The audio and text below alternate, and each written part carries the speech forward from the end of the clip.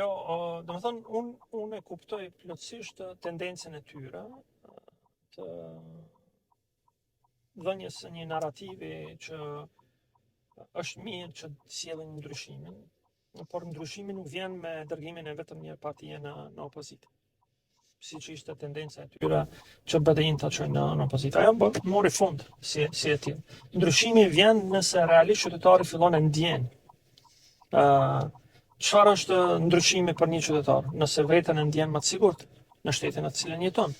Për momentin, po e them me bindjen e plotë, jo vetëm qytetari shqiptar, por edhe çdo qytetar tjetër e ndjen më pak veten të sigurt në këtë vend.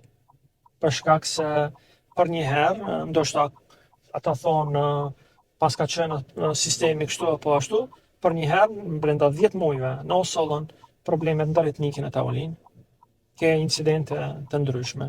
Në Osollën me të madhe, incidente të ndryshme që kanë të bëjnë me sigurinë, qoftë në qarkullim, në komunikacion, qoftë sigurinë e përgjithshme, dhe njerëzit nuk e shohin. Mos flasim pastaj nëse realisht se për pjesën tjetër e zgjidhjes problemeve shumë kohë e shkurtë është, jemi edhe